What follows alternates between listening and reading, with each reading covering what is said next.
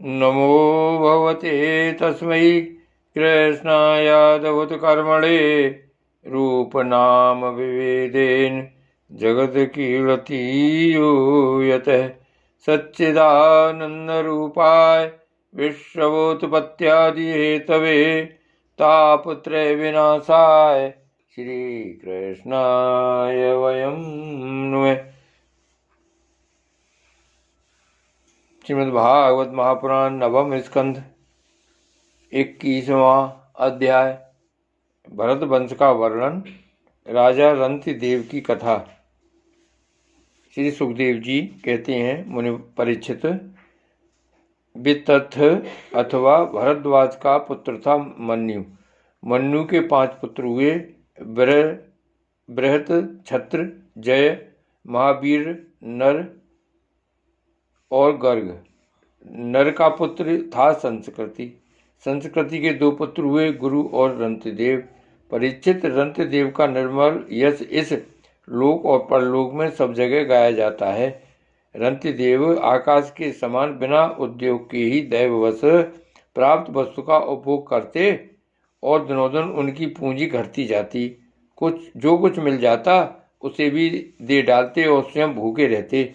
वे संग्रह, परिग्रह, ममता से रहित तथा बड़े धैर्यशाली थे और अपने कुटुंब के साथ दुख भोग रहे थे। एक बार तो लगातार 48 दिन ऐसे बीत गए कि उन्हें पानी तक पीने को न मिला। 49वें दिन प्रातःकाल ही उन्हें कुछ घी, खीर, हलवा और जल मिला। उनका परिवार बड़े संकट में था। भूख और प्यास के मारे वे लोग कांप रहे थे, परंतु ज्यों ही उन लोगों ने भोजन करना चाहा, त्यों ही एक ब्राह्मण अतिथि के रूप में आ गया। रंतिदेव समय श्री भगवान के ही दर्शन करते थे, अतः उन्होंने बड़ी श्रद्धा से आदर पूर्वक उसी अन्न में से ब्राह्मण को भोजन कराया। ब्राह्मण देवता भोजन करके चले गए। परीक्षित, अब बचे हुए अन्न को रंतिदेव ने आपस में बांट लिया और भोजन करना चाहा। उसी समय एक दूसरा शूद्र अतिथि आ गया। रंतिदेव ने भगवान का स्मरण करते हुए उस बचे हुए अन्न में से भी कुछ भाग शूद्र के रूप में आए अतिथि को खिला दिया। जब शूद्र खा पीकर चला गया, तब कुत्तों को लिए हुए एक और अतिथि आया। उसने कहा, राजन, मैं और मेरे ये कुत्ते बहुत भूखे हैं, हमें कुछ खाने को दीजिए। रंतिदेव ने अत्यंत आदर भाव से जो कुछ बच रहा था सब का सब उसे दे दिया और भगवान में होकर उन्होंने कुत्ते और कुत्तों के स्वामी के रूप में आए हुए भगवान को नमस्कार किया।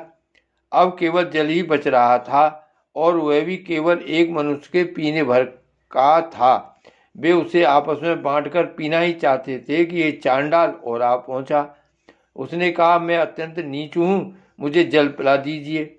चांडाल की वह करुणापूर्ण वाणी, जिसके उच्चारण में ही वह अत्यंत कष्ट पा रहा था, सुनकर रंतिदेव दया से अत्यंत संतप्त हो उठे और वे अमृत में वचन कहने लगे, मैं भगवान से 8 सिद्धियों से युक्त परम गति नहीं चाहता, और तो क्या मैं मोक्ष की भी कामना नहीं करता।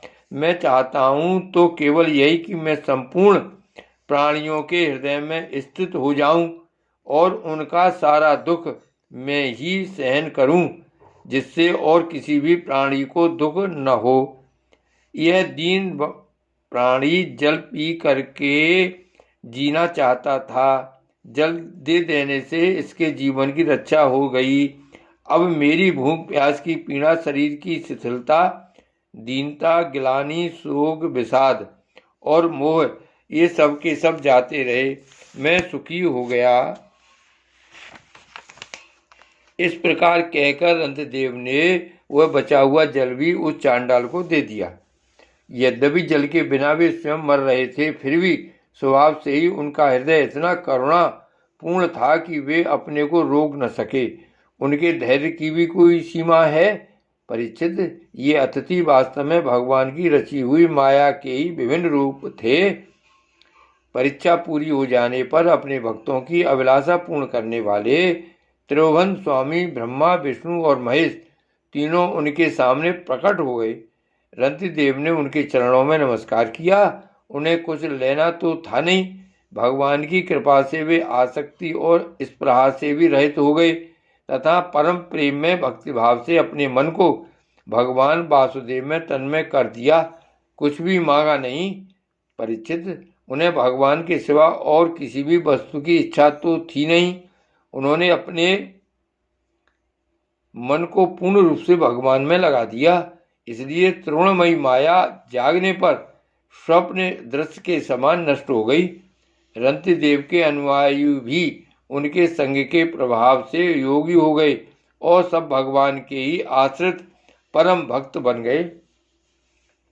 मन्यु पुत्र गर्ग से सिनी और सिनी से गागर्य का जन्म हुआ। यद्यपि गागर्य क्षत्रिय था, फिर भी उससे ब्राह्मण वंश चला। महावीर का पुत्र था दुरितक्षय। दुरितक्षय के 3 पुत्र हुए, त्रियारुण, कवि और पुष्करारुणि। ये तीनों ब्राह्मण हो गए। भरत छत्र का पुत्र हुआ हस्ती। उसी ने हस्तिनापुर बसाया था। हस्ती के 3 पुत्र थे, अजमीढ़, द्विमीढ़ और पुरमीढ़। अजमीढ़ के पुत्रों में प्रियमेद आदि ब्राह्मण हुए। इन्हीं अजमीढ़ के एक पुत्र का नाम था बृहदिषु। बृहदिषु का पुत्र हुआ बृहद्ध्वन। बृहद्ध्वन का बृहत्काय और बृहत्काय का जयद्रथ।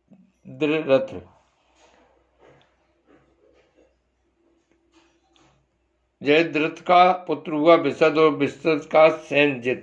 सैनजित के 4 पुत्र हुए, सुचिराश्रव, धृणहनु, काश्य और वत्स। रुचिराश्रव का पुत्र पार था और पार का पृथुसेन। पार के दूसरे पुत्र का नाम नीप था। उसके 100 पुत्र थे।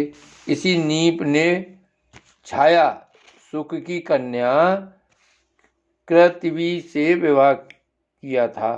उससे ब्रह्मदत्त नामक पुत्र उत्पन्न हुआ। ब्रह्मदत्त बड़ा योगी था। उसने अपनी पत्नी सरस्वती के गर्भ से विवस्वकसेन नामक पुत्र उत्पन्न किया।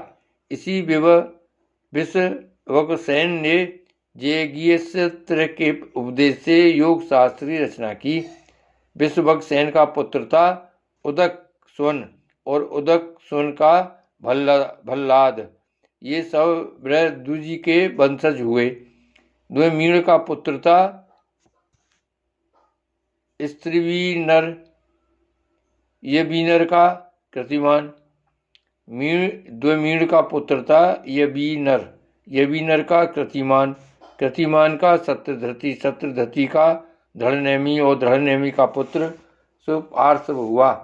सुपार्थ से सुमति, सुमति से सन्नतिमान और सन्नतिमान से कृति का जन्म हुआ। उसने हृदय नाम से योग विद्या प्राप्त की थी और प्राचयसाम नामक ऋचाओं की 6 संहिता कही थी। कृति का पुत्र नीप था। नीप का उग्रायुध, उग्रायुध का क्षेम, क्षेम का सुवीर और सुवीर का पुत्र था रिपुंजय। रिपुंजय का पुत्र था भौरत। द्विमीढ़ के भाई पुरमीढ़ को कोई संतान न हुई। अजमीढ़ की दूसरी पत्नी का नाम था नलिनी। उसके गर्भ से नील का जन्म हुआ। नील का शांति, शांति का सुशांति, सुशांति का पुरज, पुरज का अर्क और अर्क का पुत्र हुआ भमर्यश्रव। भमर्यश्रव के 5 पुत्र थे, मुदगल, यबीनर, बृहदिषु, काम्पिल्य और संजय। भर्याश्रव ने कहा, ये मेरे पुत्र 5 देशों का शासन करने में समर्थ पंच अलम हैं, इसलिए ये पांचाल नाम से प्रसिद्ध हुए। इनमें मुदगल से मोदगल्य नामक ब्राह्मण गोत्र की प्रवृत्ति हुई। भरमाश्रव के पुत्र मुदगल से यमज जुड़मा संतान हुई। उनमें पुत्र का नाम था देवोदास और कन्या का अहल्या। अहल्या का विवाह महर्षि गौतम से हुआ। गौतम के पुत्र हुए शतानंद। शतानंद का पुत्र सत्यधृति था। वह धनुर्विद्या में अत्यंत निपुण था। सत्यधृति के पुत्र का नाम था शरद्वान। एक दिन उर्वशी को देखने से शरद्वान का वीर मूंछ के झाड़ पर गिर पड़ा। उससे एक शुभ लक्षण वाले पुत्र और पुत्री का जन्म हुआ। महाराज, शांतनु की उस पर दृष्टि पड़ गई, क्योंकि वे उधर शिकार खेलने के लिए गए हुए थे। उन्होंने दयावश दोनों को उठा लिया। उनमें जो पुत्र था उसका नाम कृपाचार्य हुआ, और जो कन्या थी उसका नाम हुआ कृपी। यही कृपी द्रोणाचार्य की पत्नी हुई। श्री भागवत भगवान की जय। श्री वल्लभाधीश की जय। श्री गोकुलनाथ की जय। जय जय श्री गोकुलेश, जय जय श्री गोकुलेश।